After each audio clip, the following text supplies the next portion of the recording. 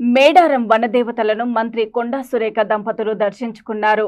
వనదేవతలకు నిలువెత్తు బంగారాన్ని మంత్రి కొండా సురేఖ సమర్పించారు. సమ్మక్క సారలమ్మలకు పట్టు వస్త్రాలను సమర్పించి ప్రత్యేక పూజలు నిర్వహించారు. అనంతరం ఆమె మాట్లాడుతూ ఆసియా ఖండంలోనే అతిపెద్ద జాతరగా పేరుగాంచిన సమ్మక్క సారలమ్మ జాతరకు వచ్చిన కోట్లాది మంది భక్తులను ఇంతటి అడవి ప్రాంతంలో కూడా ఎటువంటి హాని తలపెట్టకుండా సురక్షితంగా ఇండ్లకు భక్తులను పంపించే విధంగా వనదేవతలు కాపు కాస్తారని ఆమె కొనియాడారు.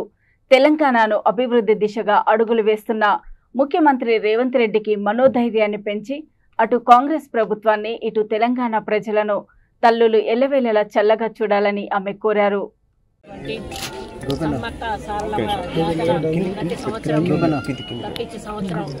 అంగరంగ వైభవంగా దశాబ్దాల కాలంగా మరి జరుగుతున్న విషయం మనందరికీ కూడా తెలుసు. మరి కోట్లాది భక్తులు సమ్మక్క సారలమ్మ మీద భక్తితోటి చాలా దూర ప్రాంతాల నుంచి మరి రాత్రిని ఇక్కడ నిద్ర చేసి సమ్మక్కను సారలమ్మలను గద్దెల మీద ఉన్నప్పుడు దర్శించుకొని ఇళ్లకి వెళ్ళిపోవడం జరుగుతుంది.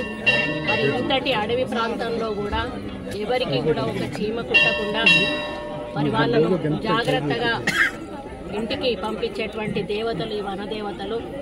మరి చిలకలగుట్టలో కొలువై ఉన్నటువంటి ఈ దేవతల ప్రత్యేకత దాదాపు మరి దేశమంతా కూడా తెలుసు. మరి మన ప్రభుత్వం లేకపోవడం వలన ఇది జాతీయ పండుగగా చేయలేకపోవడం కొంచెం బాధాకరం. చేయాల్సిన అవసరం ఎంతైనా ఉంది.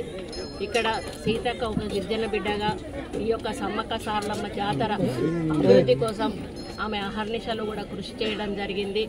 మరి రాజశేఖర రెడ్డి గారి కాలం నుంచి కూడా మేము ఈ యొక్క సమ్మక్క సారలమ్మను ఎన్నో రకాలుగా అభివృద్ధి చేసి ఇంకా భక్తుల సంఖ్యను పెంచే విధంగా ఈ కార్యక్రమాలు మేము చేయడం జరుగుతూ ఉంది. మరి ఈరోజు మా కులదైవం మా అత్తమ్మకి ఈ దేవత ఉంటుంది.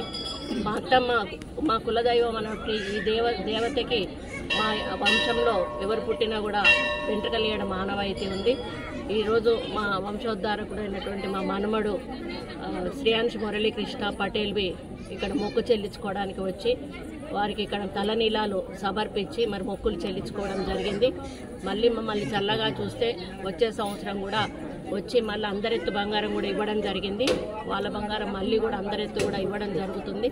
కాబట్టి ఈ ప్రభుత్వాన్ని ఆశీర్వదించాలి, ఈ తెలంగాణ రాష్ట్ర ప్రజలను ఆశీర్వదించాలి, మా కుటుంబాన్ని ఉంటే ప్రజలందరినీ కూడా ఆశీర్వదించి ప్రభుత్వానికి ఒక ఆర్థిక శక్తినిచ్చి మరి మన ముఖ్యమంత్రి గారికి ఆర్థిక బలాన్ని ఇచ్చి ఆయనకు ఏవైతే కొన్ని ఈ తెలంగాణలో అభివృద్ధి చేయాలని సంకల్పం పెట్టుకొని ఈరోజు అధికారంలోకి వచ్చామో, ఈరోజు ఏఐసిసి నుంచి సోనియా గాంధీ గారు కానీ, రాహుల్ గాంధీ గారు కానీ, ప్రియాంక గాంధీ గారు కానీ ఇచ్చిన హామీలను నెరవేర్చే శక్తిని మరి ప్రసాదించి తెలంగాణను అభివృద్ధి పదంలో నడిపించడానికి మరి ఈ ఇద్దరు తల్లులు కూడా మాకు తోడుగా అండగా నీడగా ఉండి ఆశీర్వదించి మమ్మల్ని నడిపిస్తారని ఒక దేవాదాయ శాఖ మంత్రిగా మరి నా వంతు సహకారం కూడా ఇక్కడ టెంపుల్స్ అభివృద్ధికి 100% అందిస్తానని తెలియజేసుకుంటూ మరి గిరిజన బిడ్డల ఆశీర్వాదం మాకే కాదు ఇక్కడ గిరిజన ప్రాంతాల్లో ఉన్న ప్రతి ఒక్కరి మీద కూడా ఉండాలని కోరుకుంటూ సెలవు తీసుకుంటాం.